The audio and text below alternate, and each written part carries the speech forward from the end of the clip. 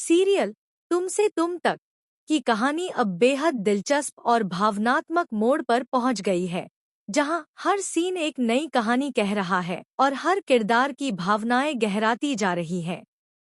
इस कड़ी में जब आर्य माता की चौकी में पहुंचता है तो वहां रखे एक गुड्डे को देखकर हैरान रह जाता है, क्योंकि वह गुड्डा हूबहू उसकी तरह दिखता है। इस छोटी सी बात से उसके दिल और दिमाग में हलचल मच जाती है। उसे अनु की वो सारी बातें याद आने लगती हैं जो पहले उसे मामूली लगी थीं, खास उसके लिए बनाई गई खीर, बार बार मिलने की कोशिशें और हर बार का अनु का बदलाबदला व्यवहार।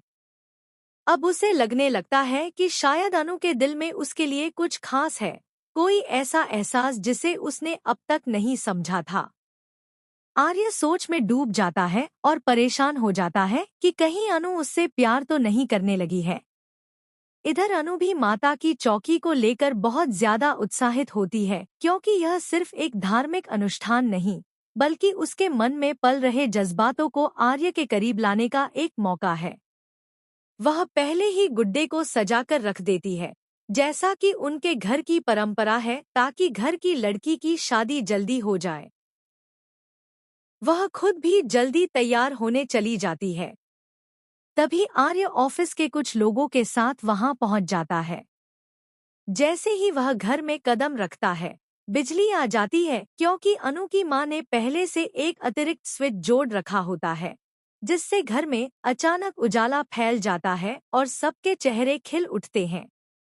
आर्य के साथ आए विदेशी क्लाइंट्स भी यह सब देखकर बेहद खुश होते हैं और माहौल पूरी तरह से उत्सवमय हो जाता है। इस उत्साह और गर्मजोशी के बीच मीरा की एंट्री होती है। उसे वहां आना अच्छा नहीं लग रहा होता, लेकिन चूंकि आर्य ने कहा है इसलिए वह मना नहीं कर पाती। मीरा इस बात से खिन्न है कि अनु और आर्य के बीच बढ़ती नजदीकियां साफ दिख रही हैं। अनु का आत्मविश्वास, उसका सादापन और उसकी मासूमियत आर्य को खींच रही है और मीरा यह देखकर भीतर ही भीतर जलने लगती है। वह सोचने लगती है कि ये लड़की जो हाल ही में उनकी जिंदगी में आई है, इतनी जल्दी आर्य के दिल में कैसे बस गई।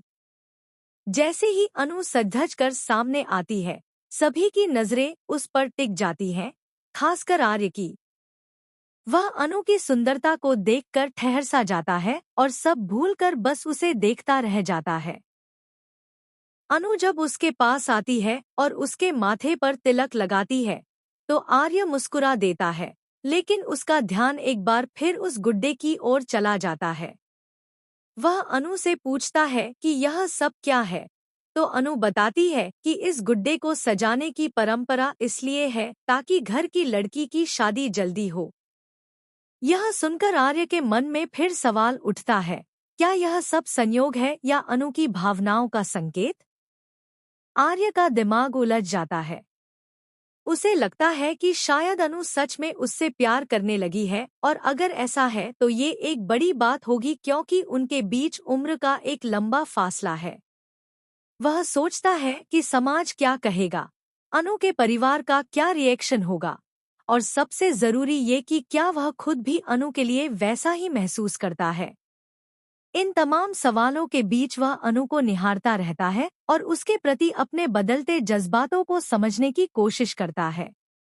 मीरा यह सब देखकर खुद को रोक नहीं पाती। वह देख रही होती है कि कैसे अनु धीरे धीरे आर्य के करीब आती जा रही है और कैसे आर्य भी उसमें दिलचस्पी लेने लगा है। मीरा के मन में गुस्सा और ईर्ष्या भर जाती है और वह किसी बड़ी हरकत की योजना बनाने लगती है।